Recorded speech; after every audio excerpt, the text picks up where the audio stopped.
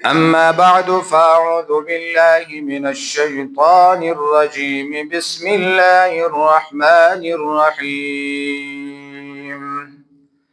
محمد رسول الله والذين معه أشداء على الكفار رحماء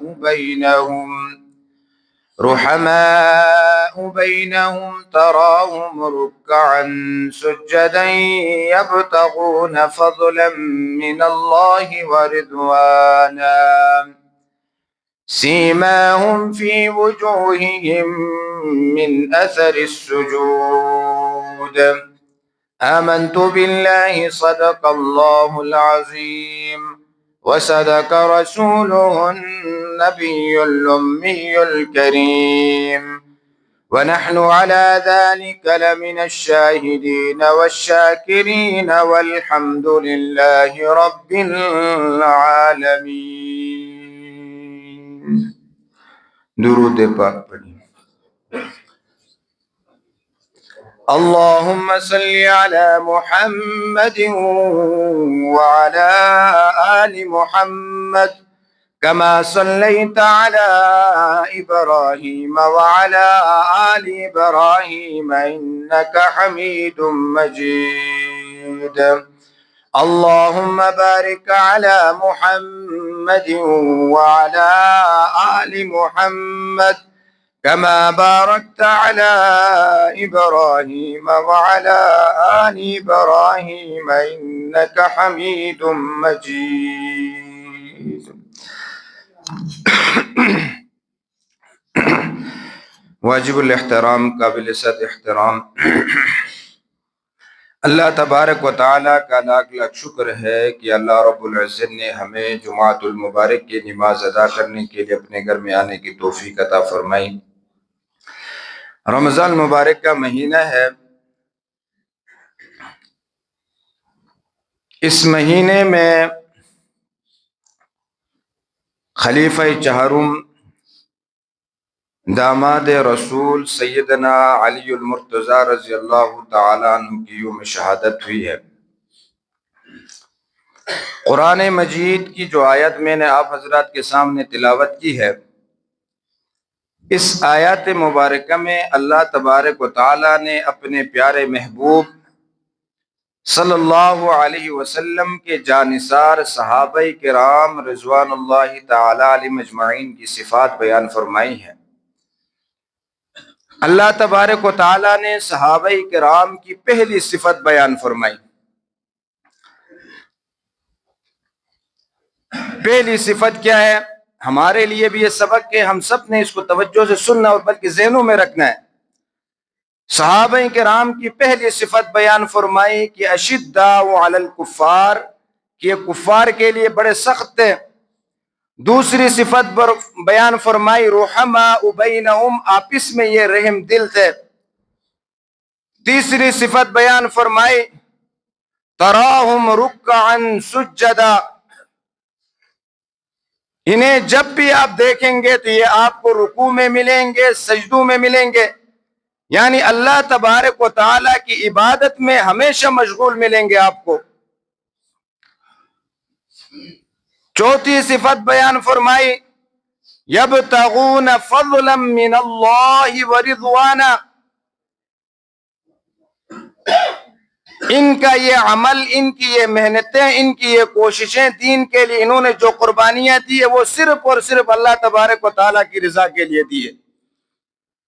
پانچویں صفت بیان فرمائی سیماہم فی وجوہہم من اثر السجود، ان کی پیشانیوں پر کثرت سجود کی وجہ سے نشان پڑے ہوئے ہیں، ان کی پیشانیوں سے نور چمکتا ہے سجدوں والا. یہ صحابہ کرام کی صفات بیان فرمائی اللہ کے قرآن میں، صحابہ کرام کی شان بیان فرمائی اللہ کے قرآن میں، اور ان تمام صفات اور عظمت اور شان میں کوئی بھی صحابی مستثنا نہیں ہے، چاہے اس صحابی نے نبی اکرم صلی اللہ علیہ وسلم کے ابتدائی دور سے لے کر انتہا 23 سالہ دور نبوت میں آپ صلی اللہ علیہ وسلم کی میت میں گزاری ہو، یا پہلے صبح کے وقت اسلام قبول کیا اور شام کو دنیا سے رخصت ہوئے ایمان کی حالت میں، وہ تمام کے تمام سب والذین معہ سب کے سب ان صفات اور اس عظمت میں شامل ہیں۔ ان تمام صحابہ کرام میں 4 خلفائے راشدین ہیں۔ پہلا خلیفہ سیدنا ابو بکر صدیق رضی اللہ تعالیٰ عنہ، دوسرا خلیفہ حضرت عمر رضی اللہ تعالیٰ عنہ، تیسرا خلیفہ سیدنا عثمان غنی رضی اللہ تعالیٰ عنہ، اور چوتھے خلیفہ سیدنا علی المرتضیٰ شیر خدا رضی اللہ تعالیٰ عنہ ہے۔ رسول اللہ صلی اللہ علیہ وسلم نے اپنے ان خلفائے راشدین کی سنت کو مستقل ایک سنت قرار دے دیا، فرمایا علیکم بسنتی وسنت الخلفاء الراشدین، میری سنت کو مضبوطی سے پکڑو اور میرے خلفائے راشدین کی سنت کو مضبوطی سے پکڑو۔ یعنی ان خلفائے راشدین کے دور میں ان حضرات سے کوئی عمل صادر ہو جائے، وہ امت کے لیے ایک سنت ہے، امت کے لیے نمونہ ہے، اور اس پر عمل کرنا اس امت پر لازم اور ضروری ہے۔ اب خلفائے راشدین میں سے 3 خلفاء جو ہیں، سیدنا ابو بکر رضی اللہ تعالیٰ عنہ، سیدنا عمر رضی اللہ تعالیٰ عنہ، اور سیدنا عثمان غنی رضی اللہ تعالیٰ عنہ، ان خلفائے راشدین، ان خلفائے ثلاثہ کی عظمت بیان کسی نہ کسی موقع پر ہو جاتی ہے، لیکن حضرت علی المرتضیٰ رضی اللہ تعالیٰ عنہ کی شہادت رمضان میں ہوئی ہے، 21 رمضان المبارک کو۔ اب رمضان مبارک کا مہینہ ایسا کہ اس میں رمضان کے فضائل، روزوں کے فضائل، زکوٰۃ کے مسائل، دیگر معاملات کی وجہ سے سیدنا علی المرتضیٰ رضی اللہ تعالیٰ عنہ کی شان عظمت بیان کرنے کے لیے وقت نہیں ملتا، لیکن ضروری ہے کہ مسلمانوں کو اپنے چوتھے خلیفہ کے حالات زندگی سے واقفیت ہو، ان کی اسلام کے لیے دی جانے والی قربانیوں سے واقفیت ہو۔ ضروری ہے کہ ہر مسلمان کا بچہ، بوڑھا، جوان، ان کو معلوم ہو کہ حضرت علی کون تھے، ان کی اسلام کے لیے کیا قربانیاں تھی۔ حضرت علی رضی اللہ تعالیٰ عنہ وہ عظیم المرتبہ شخصیت ہے جنہوں نے نو عمری میں ہی اسلام کو قبول کیا۔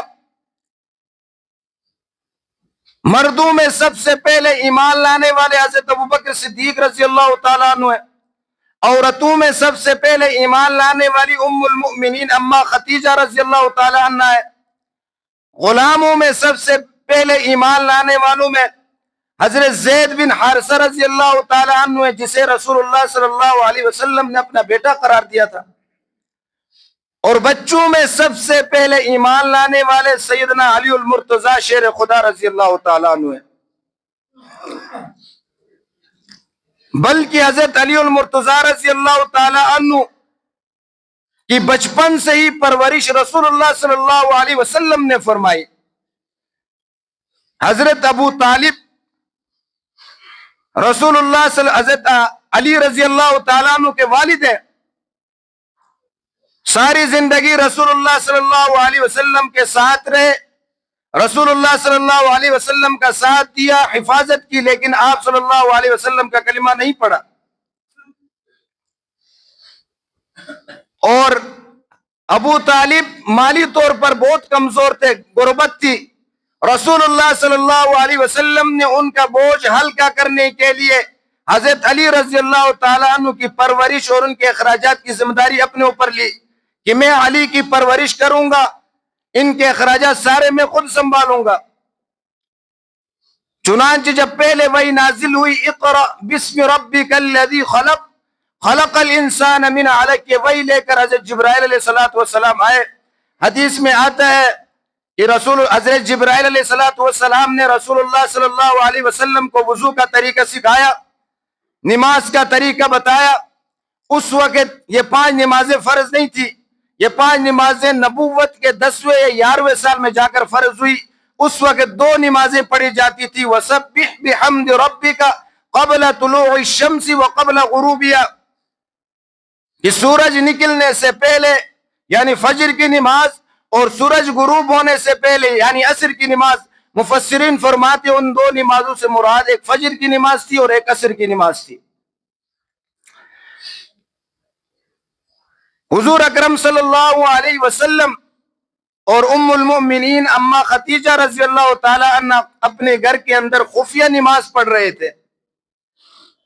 حضرت علی نو عمر تھے، گھر میں داخل ہوئے، دیکھا نماز پڑھ رہے ہیں۔ جب رسول اللہ صلی اللہ علیہ وسلم نماز سے فارغ ہوئے تو حضرت علی نے پوچھا یہ آپ کیا کر رہے تھے؟ آپ صلی اللہ علیہ وسلم نے فرمایا علی، اللہ تبارک و تعالیٰ نے مجھے ایسا دین عطا کیا ہے جو تمام ادیان سے بہتر ہے، اور اس دین کی سب سے پہلی دعوت یہ ہے کہ اللہ کے سوا کوئی معبود نہیں، عبادت کا لائق صرف اور صرف اللہ تبارک و تعالیٰ ہے، لہٰذا میں تمہیں بھی دعوت دیتا ہوں، تم جو لات و عزا کی پوجا کرتے ہو ان سے برات کا اعلان کرو اور اس دین کو قبول کر لو۔ حضرت علی رضی اللہ تعالیٰ نے فرمایا کہ میں اپنے والد سے مشورہ کروں گا، یہ نیا دین ہے۔ چنانچہ انہوں نے اپنے والد سے مشورہ کیا، ابو طالب سے، تو انہوں نے منع کیا کہ ہم نے اسلام کو قبول نہیں کرنا ہے۔ اگلے دن جب حضرت علی رضی اللہ تعالیٰ عنہ رسول اللہ صلی اللہ علیہ وسلم کی خدمت میں حاضر ہوئے، آپ صلی اللہ علیہ وسلم نے پھر اسلام کی دعوت دی تو حضرت علی رضی اللہ تعالیٰ نے اسلام کو قبول کر لیا۔ اور اس وقت عمر کتنی ہے؟ دو روایات ہیں، ایک روایت میں حضرت علی رضی اللہ تعالیٰ نے کی عمر 10 سال ہے اور دوسری روایت میں 15 سال ہے، یعنی 15 سال کی عمر میں اسلام کی دعوت دینا جائز ہے، رسول اللہ صلی اللہ علیہ وسلم سے ثابت ہے، کوئی اگر اس کے خلاف قانون بناتا تو وہ غیر شرعی ہے۔ حضرت علی رضی اللہ تعالیٰ نے اسلام قبول کیا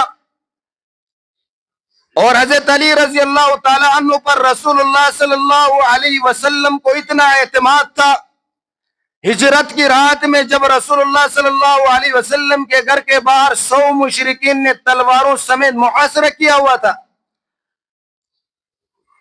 اور انہوں نے فیصلہ کیا تھا جیسے ہی گھر سے نکلیں گے ہم رسول اللہ صلی اللہ علیہ وسلم کو ایک ساتھ حملہ کر کے راستے سے نعوذ باللہ ہٹا لیں گے۔ حضرت جبرائیل علیہ السلام اللہ کا پیغام لے کر آتے کہ یا رسول اللہ صلی اللہ علیہ وسلم، اللہ کی طرف سے اجازت آئی ہے، آپ مکہ سے مدینہ کی طرف ہجرت فرمائے۔ رسول اللہ صلی اللہ علیہ وسلم حضرت علی المرتضیٰ رضی اللہ تعالیٰ عنہ کو بلاتے ہیں، وہ تمام امانتیں جو رسول اللہ صلی اللہ علیہ وسلم کے پاس پڑی ہوئی تھی وہ تمام امانتیں حضرت علی کے حوالے کرتے ہیں، اور ان کے پاس ان کی بھی امانتیں تھی جو جان کے دشمن بنے ہوئے تھے، جنہوں نے رسول اللہ صلی اللہ علیہ وسلم کے گھر کا محاصرہ کیا ہوا تھا، ان کی امانتیں بھی رسول اللہ کے پاس پڑی ہوئی تھی۔ لیکن اس مشکل وقت میں بھی، اس کٹن حالات میں بھی آپ صلی اللہ علیہ وسلم نے امانت میں خیانت کرنے کو گوارا نہیں فرمایا، بلکہ حضرت علی کی ذمہ داری لگائی اور اپنے بستر پر حضرت علی کو لٹایا کہ امانتیں میں آپ کو دے رہا ہوں، لہٰذا آپ نے گھر میں رہنا ہے اور یہ امانتیں فلاں فلاں شخص کو آپ نے دینی ہے۔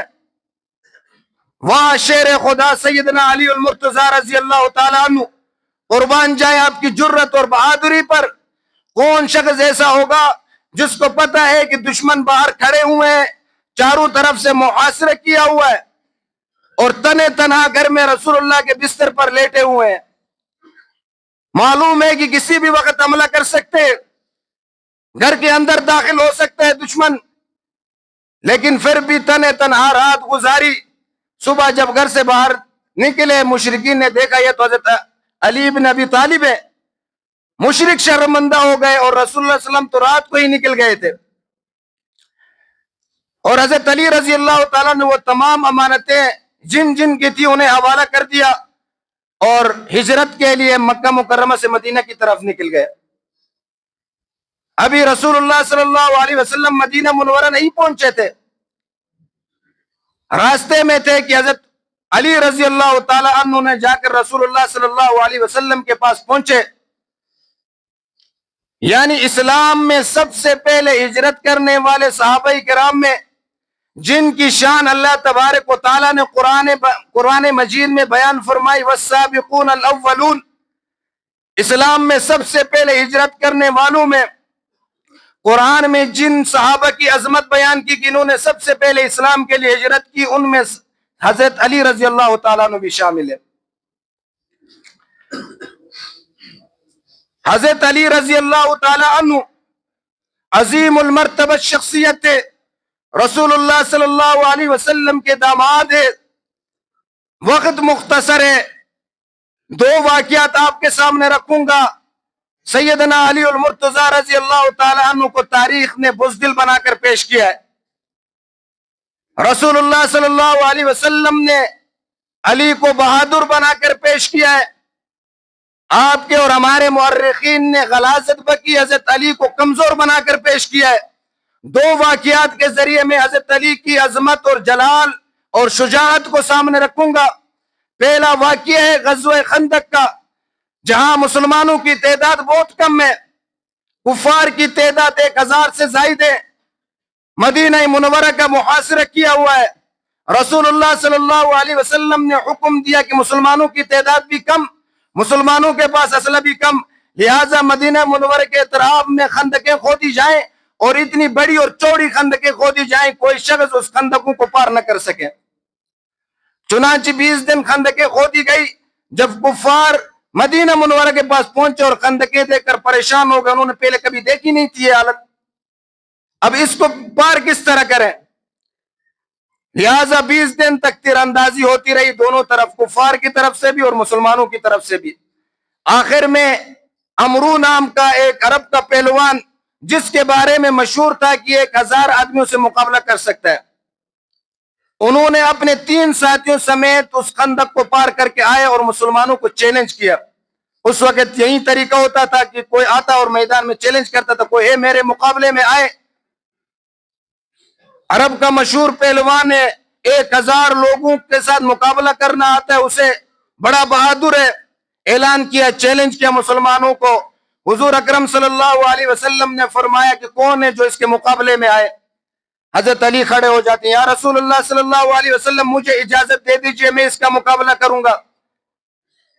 حضور صلی اللہ علیہ وسلم خاموش رہے، کیونکہ حضرت علی نو عمر تھے، نوجوان تھے، اتنا تجربہ بھی نہیں تھا جنگ کا۔ پھر اس نے چیلنج کیا، پھر حضرت علی کھڑے ہوئے، یا رسول اللہ مجھے اجازت دے دیجئے، میں اس کا مقابلہ کروں گا۔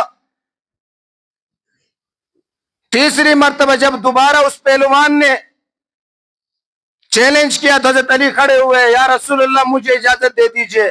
آپ صلی اللہ علیہ وسلم نے فرمایا، علی آپ اس کو جانتے، یہ عمرو ہے، پہلوان ہے، آپ کے پاس تجربہ نہیں ہے۔ فرمایا، یا رسول اللہ مجھے آپ اجازت دے دیجئے، میں اس کے ساتھ مقابلہ کر سکتا ہوں۔ آپ صلی اللہ علیہ وسلم نے اجازت دی۔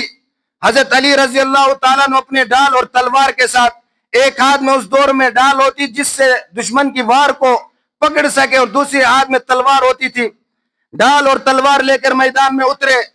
امرو نے دیکھا کہ ایک نوجوان لڑکا ہے، پوچھا تو کون ہے؟ کہا کہ میں حیدر کرار ہوں، میں علی ہوں۔ کہا کہ آپ نے اپنی ابھی دنیا کی بہاریں نہیں دیکھی، ابھی آپ نے نوجوانی کی بہاریں نہیں دیکھی، آپ کسی بڑے کو بھیج دیں، کسی اپنے چچاؤں میں سے کسی کو بھیج دیں، میں تمہیں قتل نہیں کرنا چاہتا۔ حضرت علی رضی اللہ تعالیٰ عنہ شیر خدا تھے، حیدر کرار تھے، للکارتے ہوئے فرمایا کہ میں تو آپ کو قتل کرنا چاہتا ہوں۔ اس پر عمرو کو غصہ آیا اور حضرت علی رضی اللہ تعالیٰ عنہ کو پر وار کیا۔ حضرت علی رضی اللہ تعالیٰ عنہ کے ڈال کے 2 ٹکڑے ہوئے، اور حضرت علی رضی اللہ تعالیٰ عنہ کے سر پر بھی چوٹ آئی۔ حضرت علی رضی اللہ تعالیٰ نے زخمی حالت میں عمرو پر ایسا وار کیا، گردن پر بھی ایک ہی وار کے اندر وہ زمین بوس ہو گیا، اور نعرے تکبیر کی صدا بلند ہوئی۔ صحابہ کرام سمجھ گئے کہ حضرت علی رضی اللہ تعالیٰ نے مرحب کا عمرو کا کام تمام کر لیا ہے۔ اس کے ساتھ جو 3 ساتھی آئے تھے وہ ڈر کے مارے بھاگ گئے۔ ایک جا کر خندق میں گرا، حضرت علی رضی اللہ تعالیٰ اس کے پیچھے خندق میں چلے گئے اور وہیں پر اس کا کام تمام کیا۔ اور ایسی محبت رسول اللہ صلی اللہ علیہ وسلم کے حضرت علی سے۔ کون علی؟ وہ علی جس نے بچپن میں ہی رسول اللہ صلی اللہ علیہ وسلم سے تربیت حاصل کی۔ کون علی جس کے بچپن سے لے کر شہادت تک حضور صلی اللہ علیہ وسلم کی تربیت میں رہے، اسلام کے لیے قربانیاں دی۔ کون علی؟ حضور صلی اللہ علیہ وسلم کے داماد علی۔ کون علی؟ حضور صلی اللہ علیہ وسلم کے لیے قربانیاں دینے والا علی۔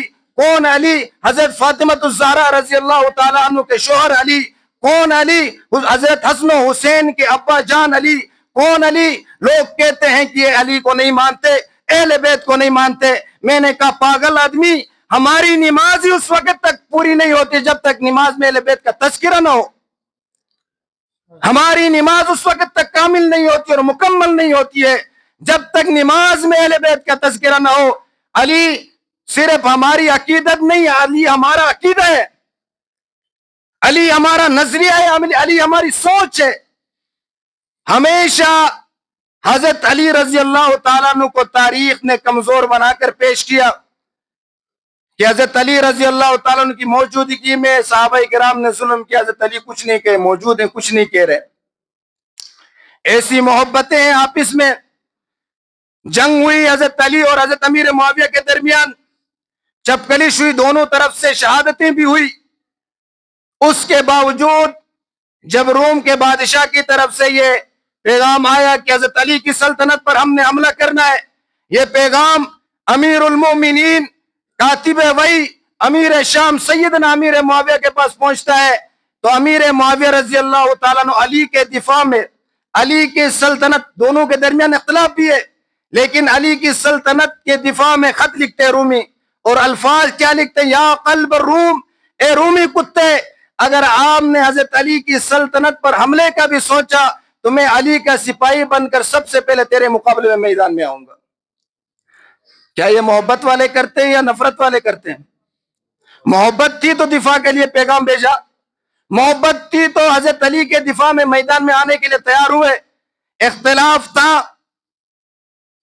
کسی بنیاد پر, لیکن جب دشمن نے دیکھا کہ دونوں اختلاف میں, لہذا مسلمانوں کی دونوں سلطنتوں کو ختم کریں گے, تو حضرت امیر معاویہ نے پیغام بھیج کر خبردار کیا تھی, خبردار اس طرح کا سوچنا بھی مت, اختلاف ہوگا لیکن پھر بھی میں علی کے سپاہی بن کر آپ کے ساتھ مقابلہ کروں گا. تو ہمارا ایمان, ہمارا ایقان, ہمارا دین, علی رضی اللہ تعالیٰ عنہ بہت دور کی بڑی شخصیت ہے.